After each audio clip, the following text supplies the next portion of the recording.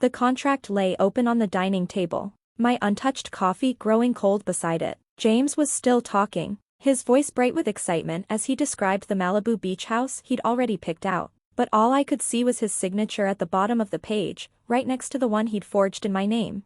"This changes everything, Olivia," he said, reaching for my hand. "No more 18-hour workdays. No more scrambling for funding. We're set for life.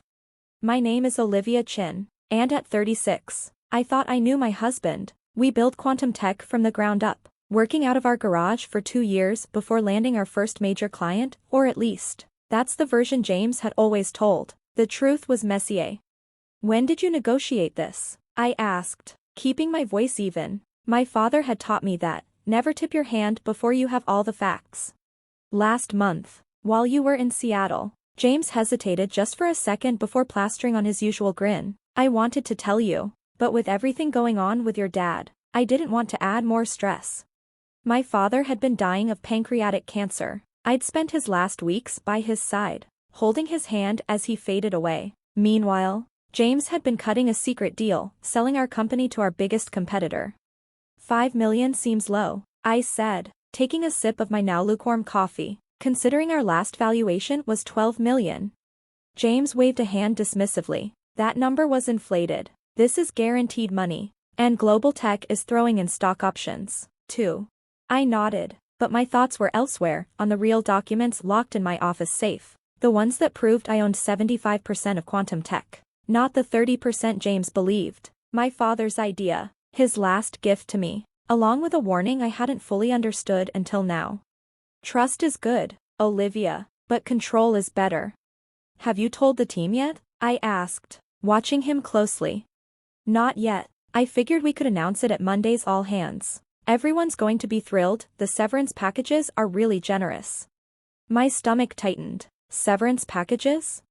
James blinked at me like I was slow to catch up. "Global Tech has their own development team. They're buying our tech, not our people." 47 employees. People who had trusted us, who had given everything to make this company succeed. And James had sold them out without hesitation. I pushed back from the table. "I need some air." "Don't be long," he called as I grabbed my coat. "We've got dinner at 7 to celebrate." Outside, I pulled out my phone and dialed the one person I could trust, Maya Rodriguez, my best friend and Quantum Tech's legal counsel. "He did it," I said as soon as she answered. "He tried to sell the company?"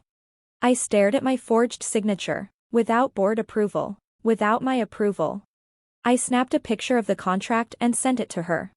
"Your dad was right," she said grimly. "About all of it, the offshore accounts too?"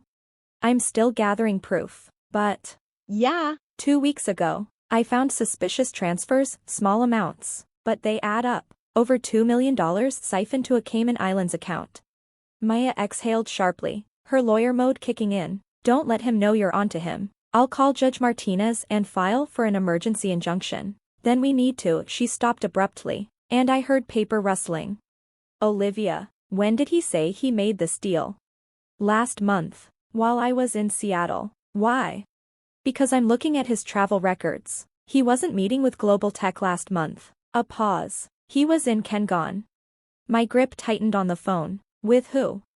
"Someone named Rebecca Palmer. Multiple hotel bookings. Dinner reservations for 2. Maya hesitated. "Liv. I'm so sorry."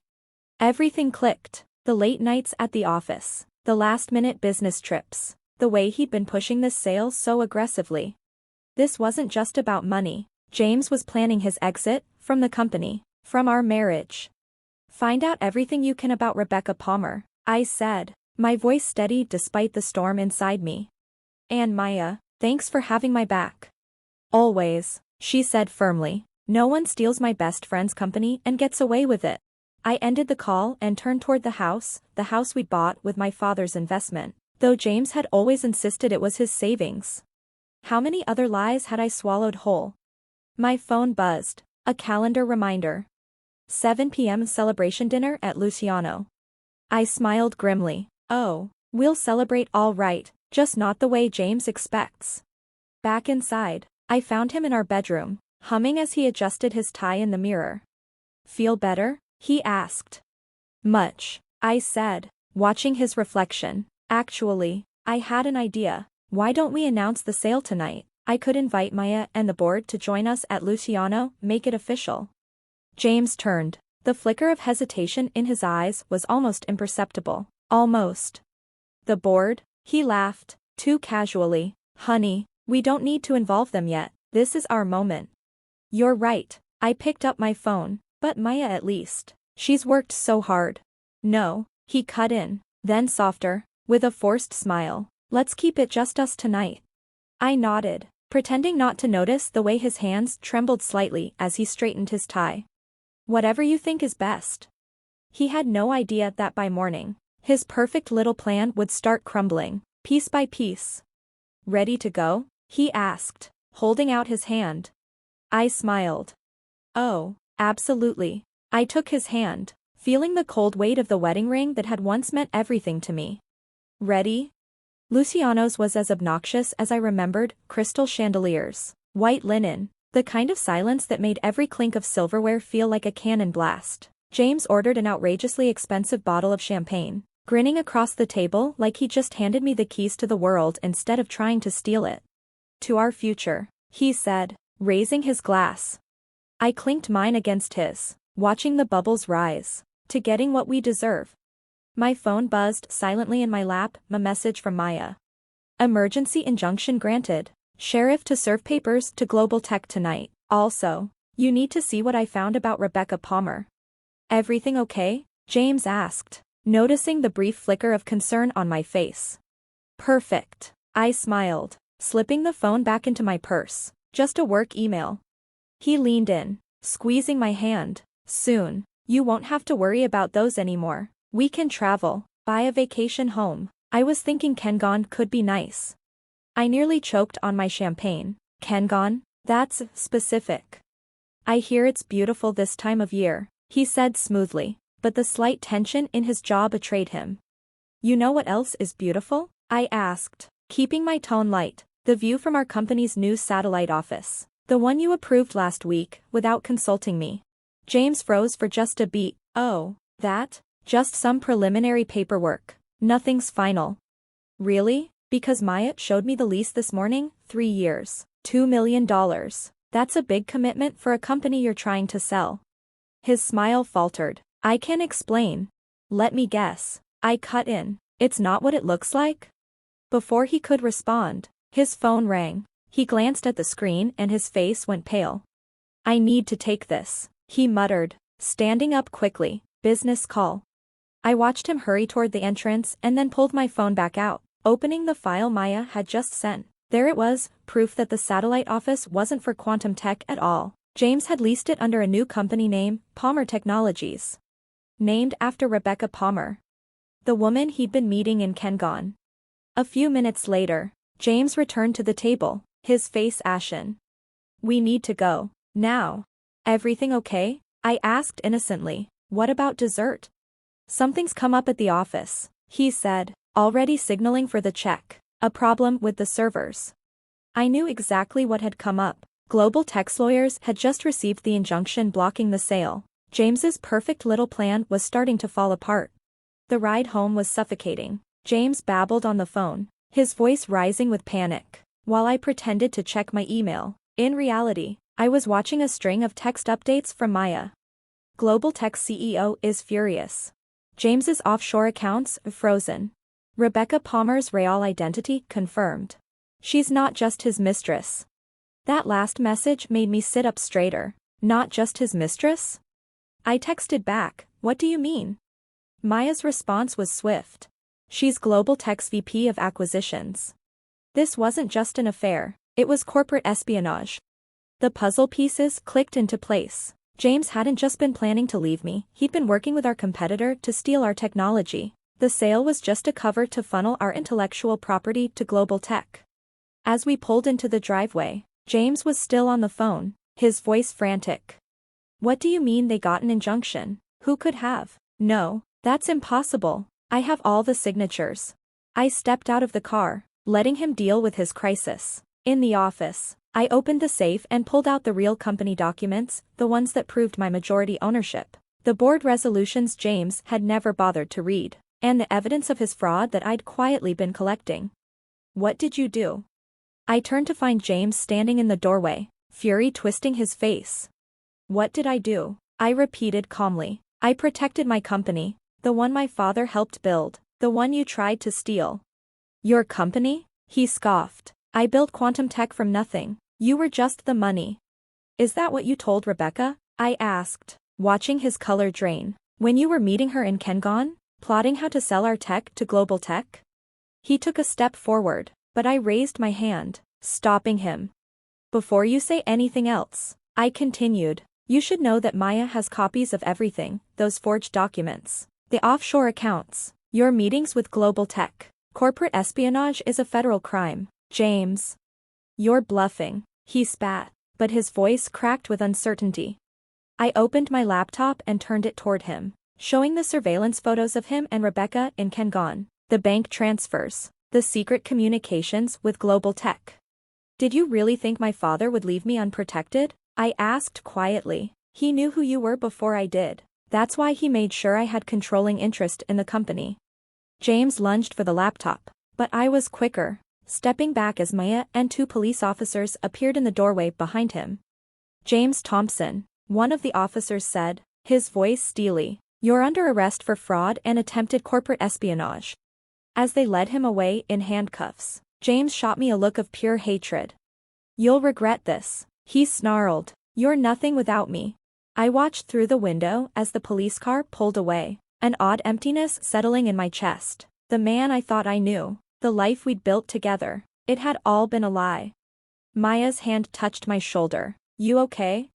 I nodded, reaching for the photo of my father on my desk, the last one we took together before his health started to fail. Dad tried to warn me about James, I whispered. I should have listened. You listened when it mattered, Maya replied, her voice firm. Now, want to hear what else I found about Rebecca Palmer and global tech? Because this goes deeper than we thought. The next morning, quantum tech's offices were buzzing with anxious energy. I called an emergency all-hands meeting, standing in front of 47 employees, each of them waiting for answers. By now, you've probably heard rumors. I began, my voice steady despite the thundering of my heart. Yes, James has been arrested. Yes, there was an attempted sale to global tech. But no, none of you are losing your jobs. A wave of relief swept through the room, but I wasn't finished yet. What you don't know is that for the past 6 months, James has been working with global tech to steal our technology. He tried to sell the company for less than half its value while secretly transferring our core intellectual property through backdoor channels. Maya stepped forward, pulling up a presentation on the screen behind me. We've uncovered evidence of systematic corporate espionage, she said. James and Rebecca Palmer, Global Tech's VP of Acquisitions, created a shadow company to funnel our technology and client data to our competitors. Gasps rippled through the room. These people had trusted James, followed his leadership. The betrayal stung deeply, for all of us. There's more, I continued as the room fell into stunned silence. We discovered that at least 3 other tech startups were targeted by the same scheme. Global Tech would identify promising companies, forge personal relationships with key executives, and then systematically strip those companies of their assets. I clicked to the next slide. It displayed a chilling pattern of failed startups in Global Tech's wake. But they made one fatal mistake with us, I said, my voice firm. They underestimated the safeguards my father put in place before he died. The following hours passed in a blur, questions, explanations, reassurances. By the end of the day, our entire team knew the truth. More importantly, they understood their role in what was coming next. This wasn't just about saving quantum tech anymore. It was about exposing a conspiracy that had destroyed countless companies. That evening, while I reviewed the evidence we had gathered, my phone rang. The caller ID was unfamiliar. Miss Chin. A woman's voice said when I answered. This is Rebecca Palmer. We need to talk. I set the phone on speaker so Maya could hear. I think your lawyers would advise against that, Miss Palmer, I said, coldly. My lawyers don't know I'm calling, she replied, voice tense. Look, you have no idea what you're dealing with. This goes way beyond James or Global Tech. Then enlighten me. There was a pause. I could hear the muffled hum of traffic in the background. Not over the phone, she said. Meet me at Riverside Park in an hour. Come alone. I glanced at Maya. She was already shaking her head. It's a trap, she mouthed. Why should I trust you? I asked, my voice measured. Rebecca hesitated before speaking in a quieter tone. Because I have proof that your father's death wasn't natural. The phone nearly slipped from my hand. What? The cancer diagnosis, it was engineered. A wave of nausea surged through me, making it hard to breathe. 1 hour, she said. The bench by the fountain. Don't be late. And with that, the line went dead. Maya wasted no time, calling in favors from her law enforcement contacts. Within 30 minutes, we had plainclothes officers stationed throughout the park, and a wire securely under my jacket. When I arrived, Rebecca was already at the bench, looking nothing like the polished executive I'd seen in photos. Her designer suit was wrinkled, her hair a mess. They're going to kill me, she said, her voice shaky. Once they realize I'm talking to you, I'm dead. Who's a they? I demanded. She pulled out a USB drive with trembling hands. It's all here, she whispered. The entire operation. Global Tech isn't just stealing technology, they're eliminating anyone who might expose them. Your father figured it out. That's why they had to move quickly with James. A cold shiver ran down my spine. Are you saying they murdered my father? I asked, barely able to process the words. Rebecca nodded, her eyes brimming with fear. They have people inside pharmaceutical companies, hospitals. They can make anything look natural. She pressed the USB drive into my hand. James doesn't know the half of it. He thought this was just corporate espionage, but it's... A loud crack shattered the air. Rebecca's eyes went wide with shock. Then, they went blank. She slumped forward, lifeless. Screams filled the air as chaos erupted around us. The next few hours were a whirlwind, police swarming the park, reporters clamoring at the edges, Maya pulling strings to shield my name from the immediate media frenzy. The USB drive contained everything, internal emails, financial records, medical documents. A conspiracy so vast it felt like fiction. But the evidence was irrefutable. 3 weeks later, I stood in front of Quantum Tech's conference room once more, but this time, with federal agents standing by my side. The investigation is still ongoing, I addressed the room. But arrests are already being made, Global Tech's entire executive board, hospital administrators, and even some government officials who helped cover up their operations. James had already pleaded guilty to lesser charges in exchange for his testimony. He would serve time, but more importantly, he would help bring down the people behind my father's murder. Maya squeezed my arm, her voice low. Ready for the press conference? I nodded, straightening my jacket as I steeled myself for the next step. Outside, the cameras were ready to broadcast the story of how a small tech company had uncovered one of the most staggering corporate conspiracies in history. But before I faced the world, I had one stop to make. At my father's grave, I laid fresh flowers, along with the newspaper article that detailed Global Tech's eventual downfall.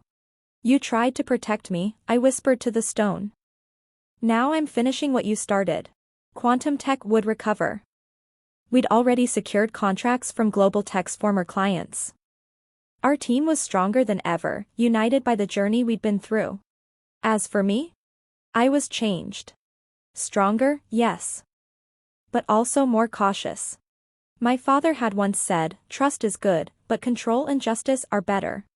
The headlines would call this a story of corporate greed, betrayal, and revenge. But for me, it was simpler. It was about a daughter who finally understood her father's last lesson. A woman reclaiming her power. And about truth, finally, coming to light. James thought he could steal my company. But instead, he'd given me something far more valuable. The opportunity to expose a corruption that had cost lives, including my father's. Sometimes, the greatest victories come from our deepest losses.